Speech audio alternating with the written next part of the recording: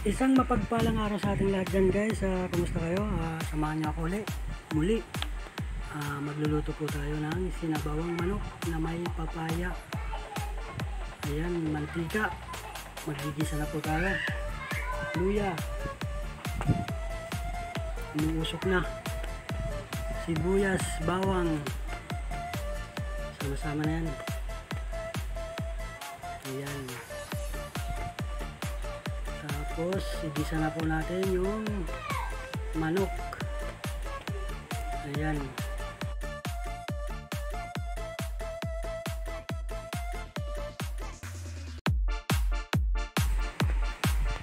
Maglagay po tayo ng asin.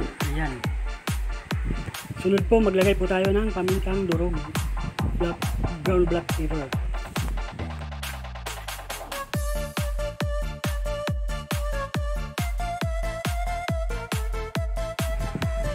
Sunod po ay maglagay po tayo ng tubig. Tansay na lang po natin kung gaano karami.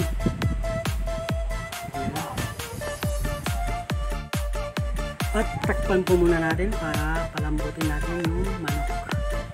12 seconds later. So ayan na nga guys, kumulo na siya.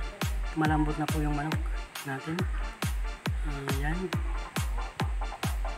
Ayan na. Ayan na siya. Ilagay na po natin yung papaya. Medyo manibalang na siya. Malapit na po siya mainog, pero tamang-tama lang po yan para medyo manamis-namis.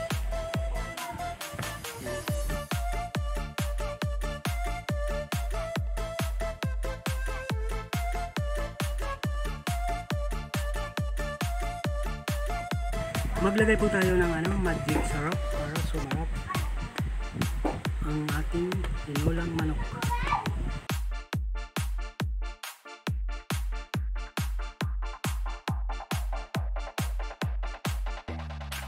Few minutes later. So ayan na nga guys, ayan. Luto na ang ating papaya. Pwede na siya, malambot na. Ayan, ilagay na po natin yung dahon ng sibuyas at saka yung siling haba, siling green. Ayan, pagsama-sama na natin yan.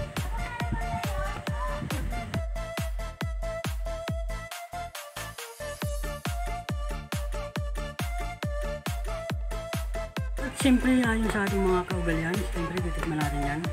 Ayan. Okay dokie. Itatabi po muna natin itong ating tinola dahil magpiprito lang po tayo saglit ng daing para pang partner po natin dito sa sinabawang manok na may papaya. Ayan, saglit lang po ito guys.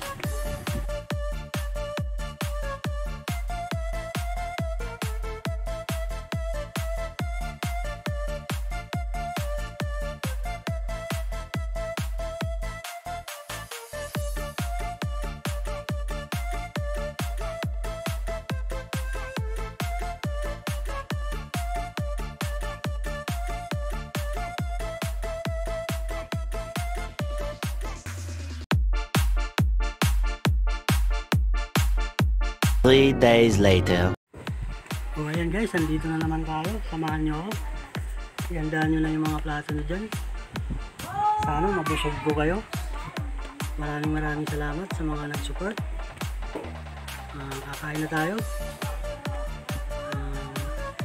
Salamat sa mga supporters.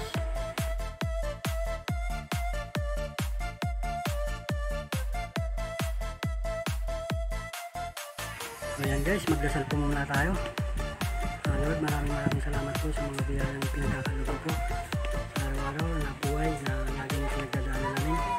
Maraming salamat po sa mga kapwa YouTuber ko at sa mga kaibigan natin. Sana palagi po silang healthy, malusog ng mga pangangatawan. Huwag po silang pababayaan. Maraming salamat po. Kain na po tayo.